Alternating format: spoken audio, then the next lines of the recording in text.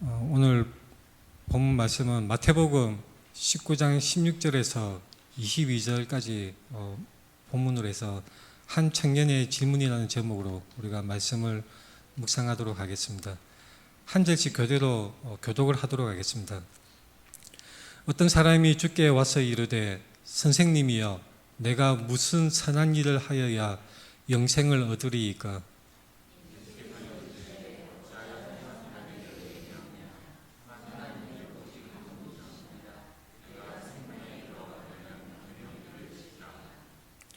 이르되 어느 계명이오니이까?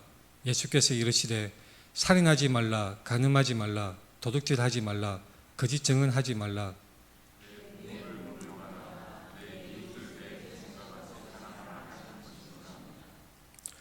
그 청년이 이르되 이 모든 것을 내가 지키어 싸운데 아직도 무엇이 부족하니이까?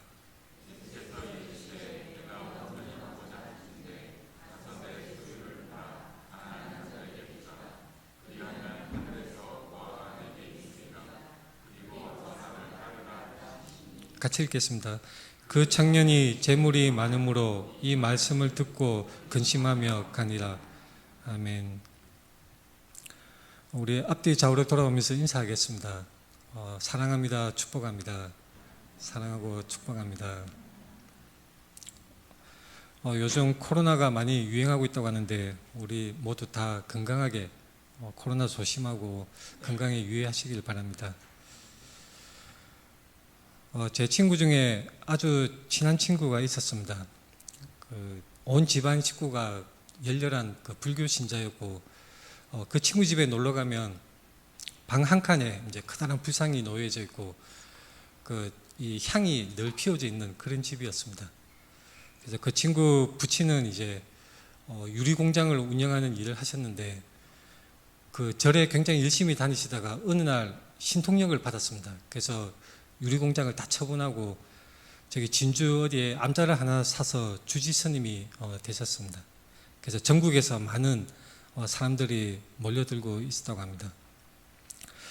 저하고 굉장히 친한 친구였는데 제가 이제 그 친구하고 얘기를 하다가 예수님에 대해서 얘기하는 교회가 있었습니다. 그래서 무슨 약속을 할 때에도 제가 교회 가야 된다, 교회에 일이 있다 이런 식으로 대답을 하니까 어느 그 친구가 갑자기 짜증스러운 말로 저한테 뭐라고 했냐면 예수가 밥 먹여주나, 예수가 밥 먹여주나 이렇게 말한 적이 있었습니다. 아직도 오랜 시간이 지났지만 아직도 저에게는 선명하게 기억에 남아 있습니다. 예수가 밥 먹여주나. 밥 먹여주는 예수를 많은 사람들이 찾고 있는 건 사실입니다. 더도 말고 덜도 말고 밥만 먹여주기를, 그러니까 자기의 인생의 바운더리를 선명하게 그어놓고 이거 넘으면 안 됩니다. 예수님 그냥 밥만 먹여주세요. 나에게 필요한 것들, 내 인생에 필요한 것들만 채워주시고 나의 가치관이나 나의 삶에는 관여하지 말아주세요. 이런 삶의 태도로 살아가는 사람들이 많은 것입니다. 나는 천국에는 가고 싶고 그리고 세상 재미도 보고 싶어요. 내 테두리에 넘어오지 마세요. 내가 살아갈 때에 조금 죄를 짓더라도 그건 뭐 내가 교회 가서 용서를 빌면 다 용서해 주실 것이잖아요. 내 가치관을 침범하지 마시고 그저 밥만 먹여주세요. 이런 삶의 태도로 많은 사람들이 살아가고 있습니다. 심지어는 밥만 먹여준다면 예수가 아니더라도 그 어떤 다른 신, 다른 우상, 다른 이름의 다른 존재에 대해서도 거리낌 없이 나에게 밥만 먹여준다면 오케이라고 그렇게 허용하는 사람들이 또한 많이 있는 것이 우리가 사는 세상입니다. 세상에는 많은 종교가 있습니다. 내가 무엇을 행하고 덕을 쌓고 선행을 많이 하면 그 보답으로 내가 투자한 만큼 그 보답으로 천국에서 또는 극락에서 내세에서 나에게 쾌락을 주고 영원토록 즐겁게 살 수 있다고 하는 것이 많은 종교들이 주장하는 그런 내세관입니다. 사실은 요즘 사람들은 천국이나 지옥 같은 내세에 대해서 깊게 심각하게 생각하기를 원하지 않습니다. 그저 이 세상, 내가 사는 지금 이 순간, 내가 사는 이 평생에 그저 건강하고 즐겁고 화평하게 풍족하게 그렇게 살아가는 것이 일생일대의 최대의 목표가 되고 목적이 되는 것입니다. 이것이 대부분의 사람들의 모습입니다. 근데 오늘 본문에 보면 한 청년이 나오는데 이 청년은 약간 다르죠. 진정으로 영생하는 문제에 대해서 관심을 가졌습니다. 어떻게 하면 하나님 나라, 어떻게 하면 영원한 생명을 얻을 수 있을까 관심을 가졌던 것입니다. 그 부분에 대해서는 많은 세상 사람들과는 큰 차이점이 있습니다. 대부분의 사람들은 그저 현세주의, 쾌락주의, 행복주의, 그리고 물질 만능주의, 그런 현세에 올인하는 그런 삶의 목적을 가지고 살아가는 반면에 이 오늘 본문에 나오는 청년은 의문을 가졌던 것입니다. 내가 믿고 있는 이 유대교 율법을 지키고 있는데 이것으로 정말 나는 영생을 얻을 수 있을 것인가? 뭔가 한쪽 마음구석에 계속해서 의문이 일어나고 뭔가 채워지지 않는 그런 허무한 그런 질문이 있었던 것입니다. 오늘 본문에 나온 이 청년의 질문을 통해서 과연 우리는 반면교주는 우리를 잘 살게 해주는 그리고 우리가 필요할 때만 이용해 먹을 수 있는 그런 존재로 하나님을 취급하는 것인지 아니면 그 너머 궁극적인 인생의 문제, 구원의 문제를 해결할 유일한 길을 우리가 소유하고 있고 그 길을 우리가 걸어가고 있는지 체크하고 확인하는 그런 점검하는 시간을 가졌으면 좋겠습니다. 사실 오늘 본문은 이해하기 굉장히 어려운 본문입니다. 우리가 지금 희망찬교회 전체 성경 본문 읽기 그 진도표에 의해서 성경을 읽고 있는데 오늘 본문 말씀이 바로 그 어제자 진도의 표에 의한 마태복음 19장 20장 그 진도에 의한 내용입니다. 그 중에서 특별히 오늘 본문을 정한 것은 오늘 본문 말씀을 가지고 오해하는 사람들이 굉장히 많이 있습니다. 잘못 해석하는 사람들이 많이 있고 엉뚱하게 그것을 가르치는 사람들이 많이 있습니다. 실제로 역사 속에 많은 이단 사이비들이 오늘 본문을 의도적으로 왜곡하고 그것을 이용해서 재산을 관치하고 그 자신들의 호주머니를 불리는 그런 수단으로 이용해 온 것을 많이 알 수가 있습니다. 심지어는 지금도 몇몇 이단 사이비들이 이 본문을 가지고 왜곡하고 잘못 가르치고 또한 많은 사람들을 그 지옥으로 인도하고 있는 실정입니다. 자, 대표적인 오해하는 내용 4가지 항목을 먼저 제가 말씀을 드리겠습니다. 질문 형식으로 제가 말씀을 드립니다. 성경은 부자 되는 것을 죄악시하는가? 부자 되는 것 자체가 죄를 짓는 것일까요? 부자가 되면 천국에 가지 못하는 것일까요? 아니면 극단적으로 반대의 경우에 가난하게 되는 것은 죄를 짓는 것일까요? 가난한 사람은 뭔가 잘못해서 하나님으로부터 복을 받지 못해서 가난하게 되는 것일까요? 예전에 한번 제가 설교 시간에 말씀드린 바 있는 것처럼 이런 말들을 하는 사람들이 있습니다. 기독교 신앙 3대 이어져 가면 부자가 안 됐다면 신앙이 잘못된지 돌아봐야 된다. 여러분들이 우리가 많이 들어본 말들이죠. 가난한 것이 죄를 짓는 것입니까? 아니면 반대로 부자 되는 것이 죄를 짓는 것입니까? 사실 오늘 본문 뒤에 연이어 나오는 내용에서 부자가 하나님 나라에 들어가는 것은 낙타가 바늘귀로 들어가는 것보다 더 어렵다는 예수님의 말씀이 나옵니다. 자, 성경은 부자 되는 것을 죄악시하는가? 이거는 많은 사람들이 오해하고 있는 그런 질문입니다. 심지어는 흔히 예를 들어서 프롤레타리아 민중해방 전사 예수, 부르주아 자본가들을 차단하는 예수, 이런 식으로 해석하는 사람들도 있습니다. 그런 식으로 성경을 왜곡되게, 예수의 이미지를 왜곡되게 가르치는 사람들이 있는 것이 오늘날 많은 사람들의 모습입니다. 두 번째 오해하는 질문은 이것입니다. 예수를 믿으면 전 재산을 교회에 갖다 바쳐야 하는가? 천국에 들어가기 위해서는 모든 재산을 다 처분하고 교회에 바쳐야지 천국에 갈 수 있을까요? 사실 이렇게 가르치는 이단 사이비가 있습니다. 그래서 재산을 다 처분하고 그 모든 재산을 다 가져와라. 그래서 외딴 섬이나 저 외국 어디에 가서 신앙 공동체를 만들어서 거기서 우리가 신앙생활을 해야지, 교조를 섬기고 잘 섬겨야지 천국에 갈 수 있다. 이렇게 가르치는 사이비들이 있습니다.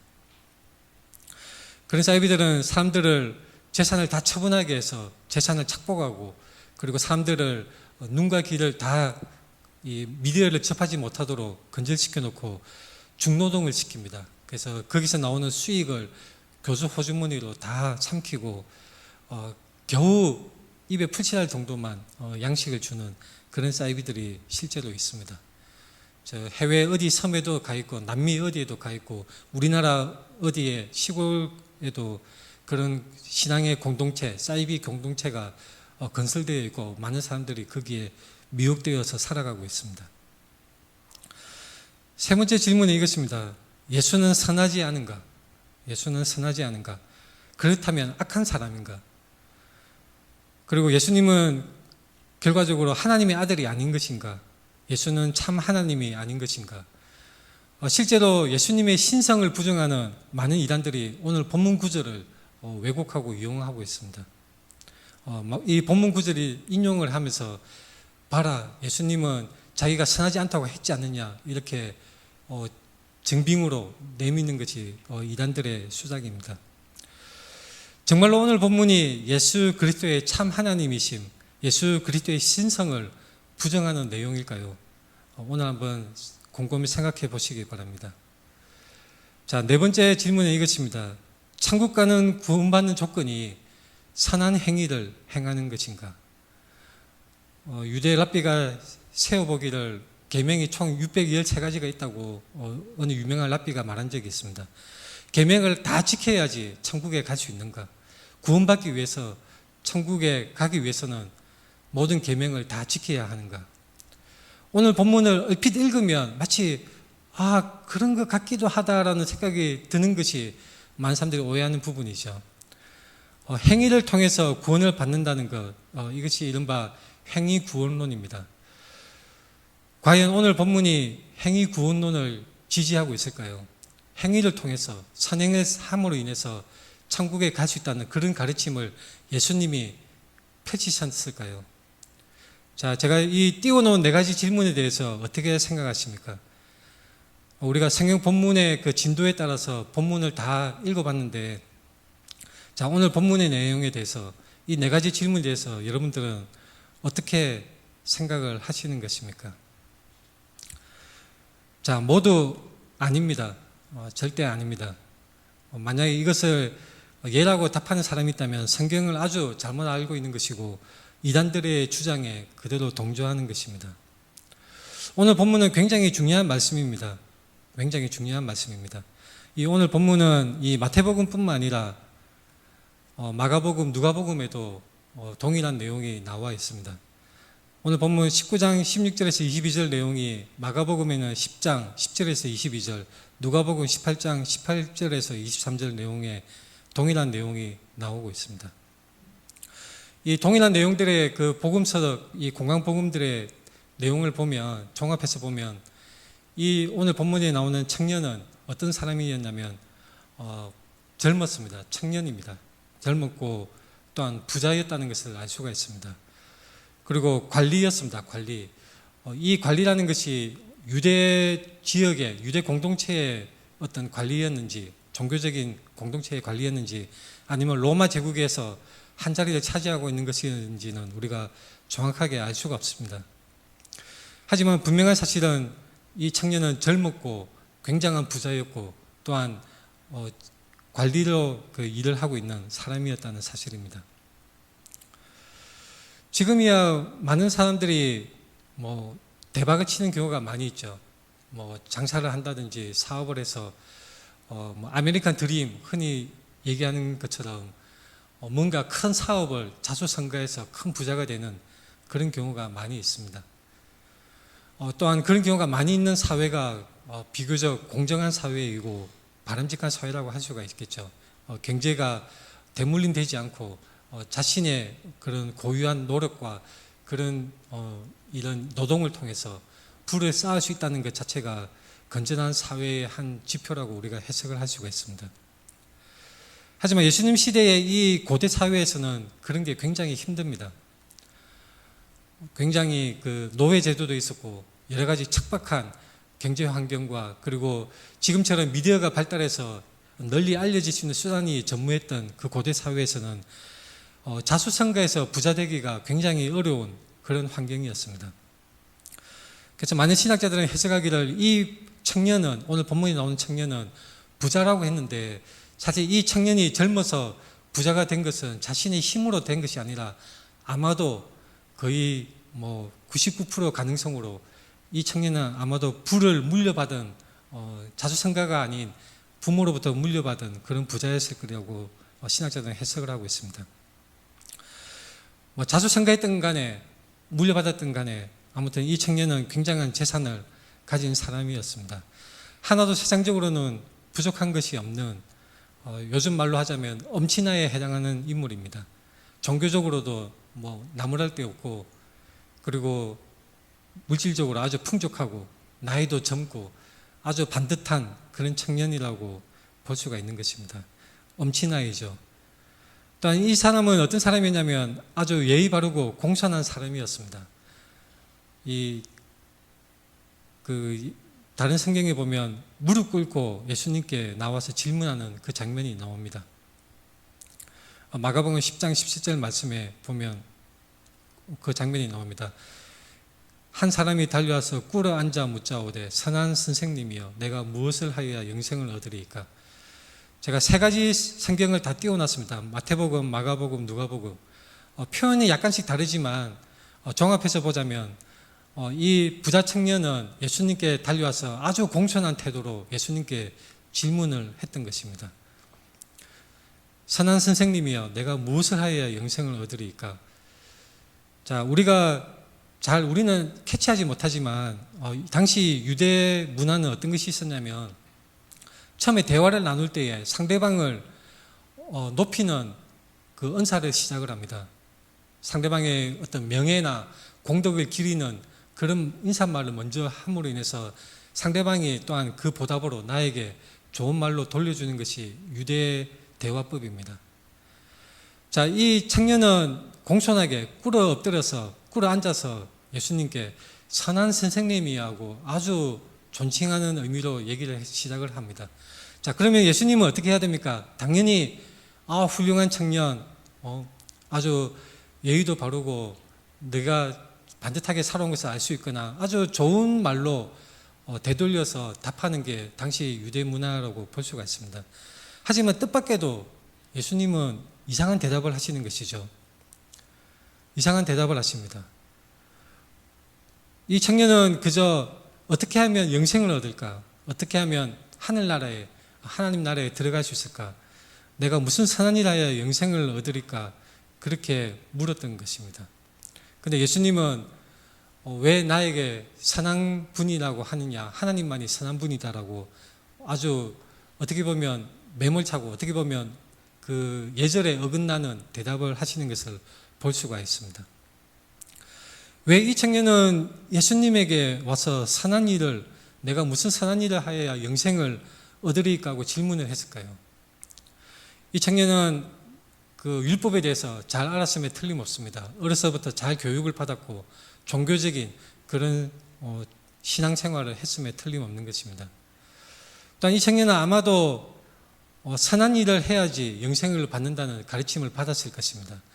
착한 일, 선한 일을 행해야지 영생을 받는다. 아마도 아모스 말씀을 묵상을 했을 수도 있습니다. 너희는 살려면 선을 구하고 악을 구하지 말지어다. 살려면 선을 구하고 악을 구하지 말지어다. 그래서 어떤 선한 일을 해야지 구원을 받을 수 있을까? 신명기 5장에서도 율법의 말씀들이 나옵니다. 여호와께서 명령한 대로 내 부모를 공경하라. 그리하면 내 생명이 길고 복을 누리리라. 살인하지 말라, 간음하지 말라. 이런 쭉 율법의 십계명 말씀이 나오는 것이 신명기 5장에 나오는 말씀들입니다. 율법을 잘 알았던 이 청년은 아마도 율법에 의해서 자신이 지켜왔는데 뭔가 부족한 것이 있다는 것을 직관적으로 그렇게 깨닫고 예수님께 나왔던 것입니다. 자, 예수님의 대답은 아주 뜻밖인 대답입니다. 어찌하여 선한 일을 내게 묻느냐? 선한 이는 오직 한 분이시니라. 마가복음 대답에서도 이렇습니다. 내가 어찌하여 나를 선하다 일컫느냐? 하나님 한 분 외에는 선한 이가 없느니라. 누가복음 18장에서는 내가 어찌하여 나를 선하다 일컫느냐? 하나님 한 분 외에는 선한 이가 없느니라. 자, 이 병행되는 본문 말씀에서 보면 예수님의 말씀이 하나님만이 선한 분이라고 대답을 하시는 것입니다. 자, 굉장히 이상하게 생각이 되죠. 선한 사람이라는 표현은 사용될 수가 있는 표현입니다. 예를 들면 마태복음 5장 45절에 그 예수님이 가르치는 말씀에 하나님이 그 해를 악인과 선인에게 비추어 주시며 비를 어려운 자와 불의한 자에게 내려 주심이라, 이런 말씀이 나오는데 이 선인에게 할 때 바로 선한 사람이라는 동일한 이 단어가 사용이 되고 있습니다. 그리고 마태복음 12장 35절에서도 선한 사람은 그 쌓은 선에서 선한 것을 내고 악한 사람은 그 쌓은 악에서 악한 것을 내느니라. 누가복음에서도 마찬가지로 아리마대 요셉을 묘사할 때에 선한 사람이라는 표현이 들어가 있습니다. 바나바도 사도행전에서는 선한 사람, 착한 사람이라고 동일한 단어가 사용되어서 묘사를 하고 있습니다. 결국 사람에게도 선한 사람이라고 표현이 될 수가 있고 또한 사람들이 쓰고 있는 표현인데 왜 예수님은 나에게 왜 선하다고 하느냐? 하나님만이 선한 분이다. 왜 이렇게 대답을 하셨을까요? 자, 왜냐하면 이 질문하는 청년의 질문 속에 잘못된 전제가 깔려 있기 때문입니다. 바로 선한 선생님이라고 부르고 선한 일을 물었는데 예수님 이 대답의 말씀의 의미는 무엇이냐면 네가 나를 선생이라고 부르면서 선한 일을 나에게 물을 수 있느냐? 자, 인간으로서 선생이든 어떤 사람인지 간에 모든 인간은 하나님의 기준, 하나님의 그 천국에 들어갈 수 있는 하나님이 세우신 그 기준에 현저히 못 미친다는 것을 분명히 알려주시는 말씀입니다. 자, 여기서 예수님이 하신 대답에 이 선하다는 이 말의 기준은 바로 상대적으로 뭐 착한 사람, 선한 사람 이런 의미가 아니라 하나님의 나라에 들어가기 위한 절대적인 선의 기준에 대해서 예수님은 말씀하고 있는 것입니다. 오직 하나님만이 선한 분이다. 인간이 스스로 자신의 행위로 선해질 수 없다는 것을 말씀하고 있는 것입니다. 예수님은 청년의 질문에 이렇게 대답을 하심으로써 그 질문 자체가 문제가 있음을 밝혀 말씀하고 있습니다. 청년은 하나님과 관계없이 그저 계명을 잘 지키면 천국에 들어갈 수 있다고 그렇게 생각을 했었습니다. 선한 이는 오직 한 분이시니라. 자, 선한 이는 오직 한 분이시니라. 이 말씀에 결국 의미하는 바가 무엇입니까? 예수님이 나는 선하지 않다, 그런 의미로 말씀하셨을까요? 선한 이는 오직 한 분이시니라. 오직 한 분만이 선하시다. 절대적인 선으로 오직 하나님 한 분만이 선하신 분이다. 결국 예수님이 선하지 않다라는 의미, 그 의미이든지 아니면 또 다른 의미, 정반대되는 의미는 내가 바로 하나님이다, 그런 의미가 있는 것입니다. 선한 이는 오직 한 분이시다. 절대적으로 선한 분은 오직 하나님이시다. 분명하게 예수님이 밝혀서 말씀하고 있습니다. 선한 일을 내게 묻느냐? 선한 이는 오직 한 분이시니라. 그리고 그 뒤를 이어서 예수님이 하시는 대답이 이것입니다. 내가 생명에 들어가려면 계명들을 지키라. 생명에 들어가려면 계명들을 지키라. 자, 하나님의 절대적인 선함, 하나님의 선하심, 그리고 하나님의 인자심은 하나님의 성품에 속하는 것입니다. 역대상 말씀에 여호와께 감사하라. 그는 선하시며 그의 인자심이 영원하미로다. 시편에서도 비슷한 말씀이 있습니다.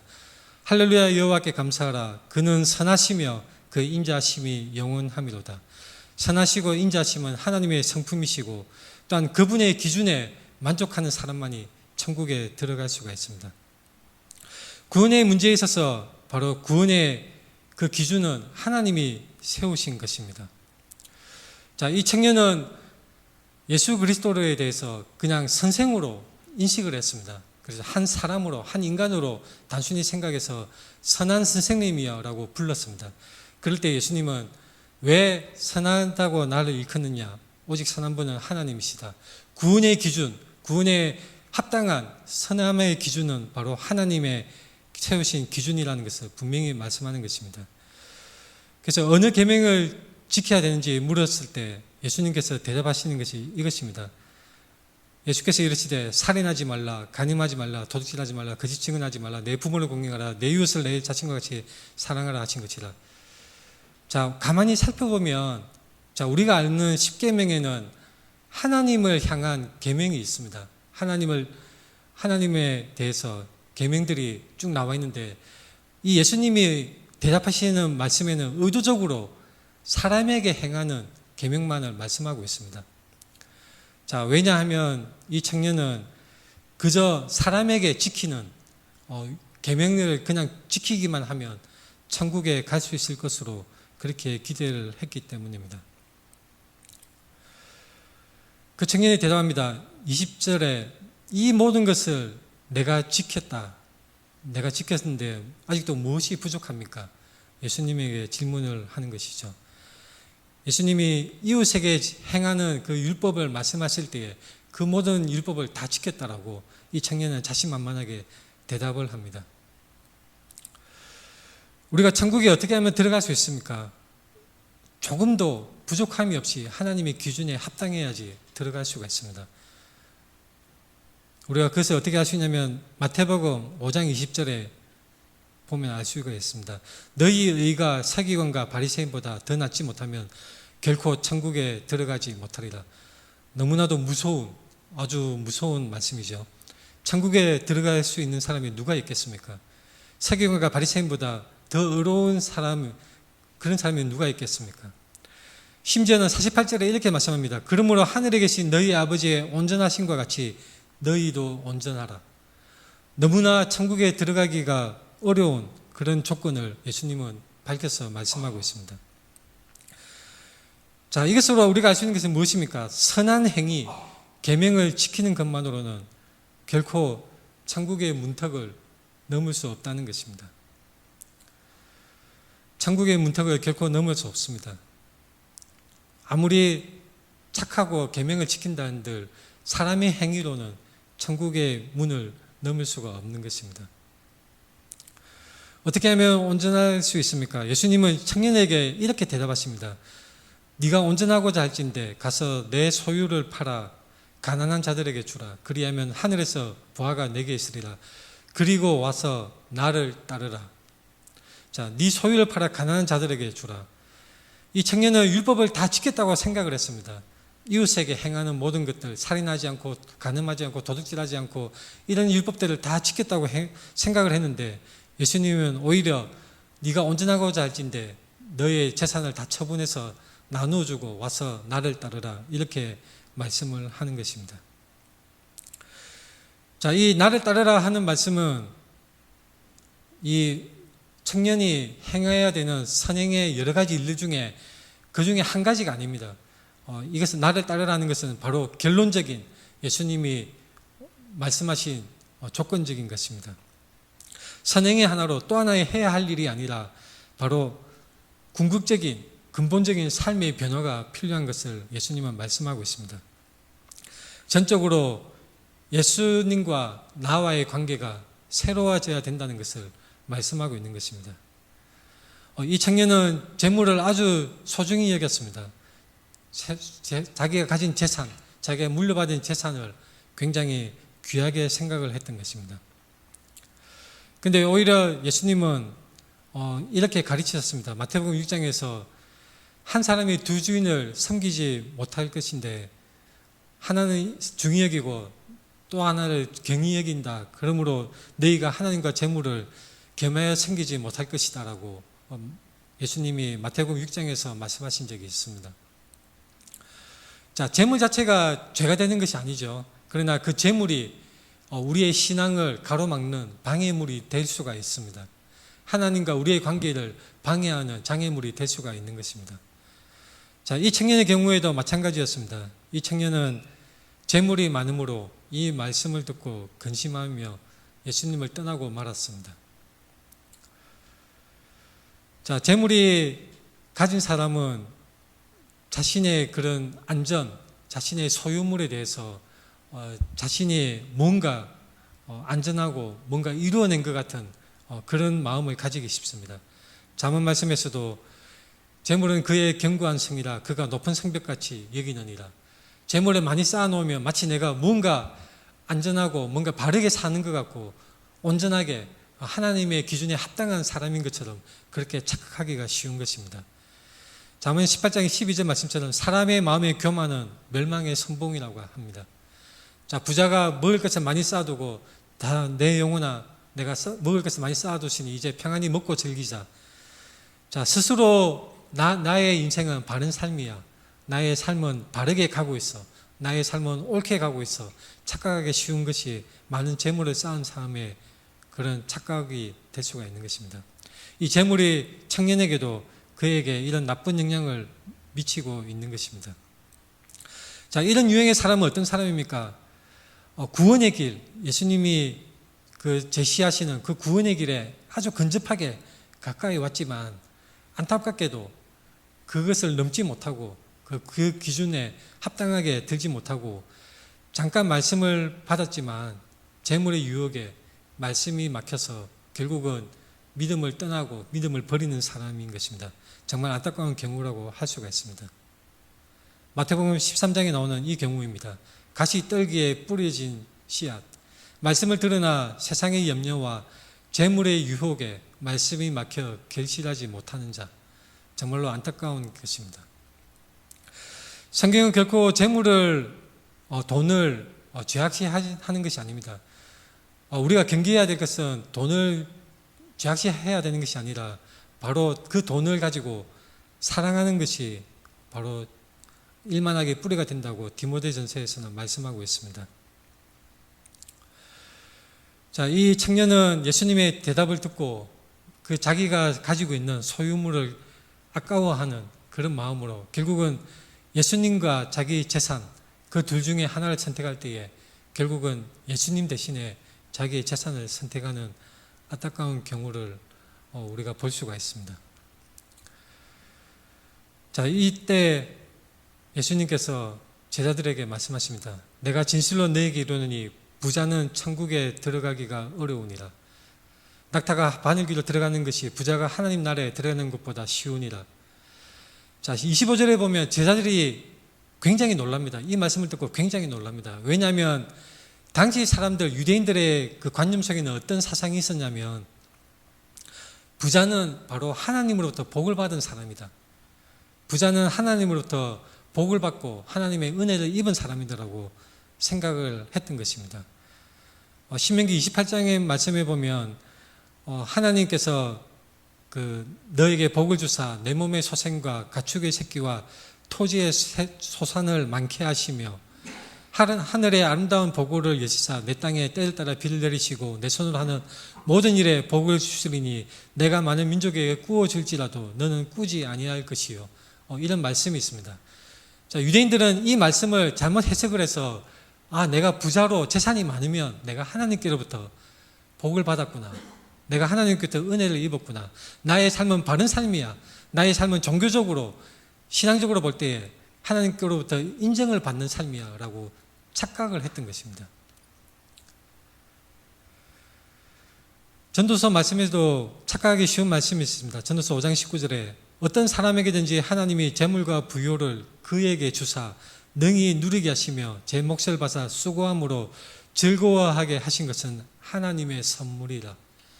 자, 많은 유대인들이 이런 말씀으로 인해서 착각을 합니다. 내가 재산이 많고 내가 부자다 그러면 나의 삶은 하나님이 인정하시는 삶이야. 자, 비단 그때의 유대인들만 그럴까요? 그렇지 않습니다.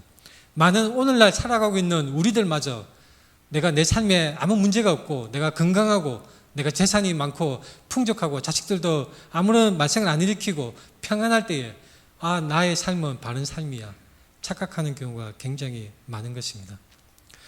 근데 예수님은 굉장히 혁신적인 혁명적인 아주 놀라운 뒤집는 말씀을 하시는 것입니다. 부자가 천국에 들어가기가 어렵다. 자, 당시 유대인들의 사고방식으로는 도저히 이해가 되지 않는 말씀입니다. 하나님으로부터 은혜를 받는 하나님이 인정하시는 부자가 천국에 들어가기 어려우면 그러면 일반 서민들은 어떻게 되겠는가? 부자가 들어가기 어렵다고 하시면 도대체 누가 구원을 받을 수 있겠습니까? 제자들이 예수님께 반문하지 않을 수 없었던 것입니다. 자, 26절에 예수님이 아주 중요한 말씀을 하십니다. 너무너무 중요한 말씀입니다. 사람으로는 할 수 없으나 하나님으로서는 다 하실 수 있느니라. 사람으로서는 할 수 없으나 하나님으로서는 다 하실 수 있느니라. 너무나 중요한 가장 결론적인 말씀이 이 말씀입니다. 많은 사람들이 재물과 신앙, 이것이 서로 상극이라고 잘못 이해하는 사람들도 있습니다. 또한 어떤 사람들은 반대로 많은 재물을 가지면 내가 하나님부터 복을 받고 나의 삶은 바른 삶이라고 착각하고 그렇게 잘못 이해하고 살아가는 사람들이 있습니다. 재물은 결코 그 자체가 악이 아니라 그저 중립적인 것입니다. 그것을 선하게 사용할 수도 있고 또한 악하게 쓸 수도 있습니다. 우리가 주의해야 될 것은 아까도 말씀드렸다시피 재물이 우리의 신앙의 걸림돌이 되도록 재물을 하나님보다 더 사랑하게 된다면 그것은 우리를 맹망으로 우리가 망하는 길로 이끄는 장애물이 되고 말 것입니다. 자, 우리는 어떻게 해야 합니까? 구원의 조건, 어떻게 하면 구원을 받을 수 있습니까? 바로 하나님입니다. 하나님. 사람의 어떤 행위로, 사람의 선한 행실로 어떤 율법을 지키고 계명을 지키고 이런 것이 아니라 바로 구원의 조건은 바로 하나님께 있는 것입니다. 아까 아모스 5장 14절 말씀을 잠깐 읽었었는데, 자, 아마도 부자 청년은 아모스 5장 14절 말에 집중을 하고, 제 추측입니다. 아모스 14장 말씀만 집중을 하고 5장 4절 말씀은 가볍게 본 것 같습니다. 5장 4절 말씀이 어떤 것이냐면 이 말씀입니다. 여호와께서 이스라엘 족속에게 이와 같이 말씀하시기를 너희는 나를 찾으라 그리하면 살리라. 자, 너희는 나를 찾으라. 바로 하나님의 기준, 하나님의 구원의 궁극적인 하나님의 우리를 구원하시게 하시는 것은 바로 하나님께 달려 있는 것입니다. 예수가 밥 먹여주나? 맞습니다. 예수 그리스도는 우리에게 영원한 양식을 주십니다. 우리 인생에 먹고 사는 문제 해결을 위해서 얄팍하게 하나님을 수단으로 그저 요술램프 지니처럼 수단으로 필요할 때만 이용하는 그런 것이 아니라 하나님은 우리의 주님이시고 우리의 삶의 목적이 바로 주님을 위해서 살아가야 하는 것입니다. 우리의 삶의 모습은 바로 예수 그리스도, 오직 우리 주님을 사랑하는 것이어야 합니다. 예수 그리스도 자신이 떡과 포도주로 우리에게 먹으라고 하십니다. 주님을 만나야 합니다. 아무리 우리가 종교 생활을 하고 이 부자 청년처럼 어려서부터 계명을 지키고 아무리 종교 생활을 잘 준수한다고 할지라도 하나님이 없다면 하나님과 상관이 없다면 그 사람은 구원과 관계가 없는 사람이고 말 것입니다. 하나님을 만나야 합니다. 하나님과 밀접한 관계, 바른 관계, 사랑하는 관계를 맺어야 하는 것입니다. 예수 그리스도를 만나고 그분과 연합하고 그 안에 머물러야 합니다. 너희는 나를 찾으라. 너희는 나를 찾아라. 오늘도 말씀하시는 이 하나님의 말씀을 듣고 이 말씀에 순종해야 합니다. 우리는 하나님을 사랑해야 합니다. 또한 우리는 이웃을 사랑해야 합니다. 로마서 13장 말씀에 보면 간음하지 말라, 살인하지 말라, 도둑질하지 말라, 탐내지 말라 한 것과 그 외에 다른 계명이 있을지라도 내 이웃을 내 자신과 같이 사랑하라 하신 그 말씀 가운데 다 들었느니라. 사랑은 이웃에게 악을 행하지 아니하나니 그러므로 사랑은 율법의 완성이니라. 예수님은 결코 율법을 피하러 오신 것이 아닙니다. 율법의 그것을 다 피하러 오는 것이 아니라 마태복음 5장 17절 말씀처럼 피하러 온 것이 아니라 완전하게 하려 하십니다. 예수님은 율법을 완성하신 것입니다. 천국의 기준이 낮아진 것이 아닙니다. 우리가 쉽게 착각하는데 천국의 문턱을 낮추어서 많은 사람들을 구원하시고자 하는 것이 아니라 바로 진정한 하나님의 기준, 하나님을 사랑하고 하나님과 밀접한 관계 속에 들어가는 것, 바로 하나님이 주신 믿음을 소유하고 그 믿음으로 말미암아 우리가 구원을 받는 것에 우리가 분명히 깨달아야 하는 것입니다. 율법적인 행위, 어떤 사랑의 행동을 하는 것이 이 행동의 이유가 단순히 어떤 의무감이나 내가 천국 가야지. 내가 천국 가야 되니까 내가 불쌍한 사람들에게 돈을 좀 나눠줘야지. 자, 이런 의무감이나 억지로 하는 것은 전혀 의미가 없고 하나님의 기준에 합당하지 못합니다. 사랑하는 주님을 위해서 기쁜 마음으로 우리가 사랑을 행하는 것입니다. 사랑하는 마음으로 우리가 예배를 드리는 것입니다. 사랑하는 마음으로 하나님께 기도를 드리는 것입니다. 사랑하는 마음으로 하나님의 말씀을 즐거워하고 그 말씀을 기뻐하며 말씀 앞에 나오는 것입니다. 내가 뭔가 얻어야지. 내가 천국에 가야 되니까 내가 뭘 해야지. 자, 착각하지 마십시오. 하나님은 그런 분이 아닙니다. 하나님은 자신을 사랑하는 사람을 찾으시는 것입니다. 우리가 하나님을 사랑하는가? 내 삶이 하나님을 사랑하는 삶으로 살아가고 있는가? 예수 그리스도를 따르는 삶이 바로 그러한 삶입니다.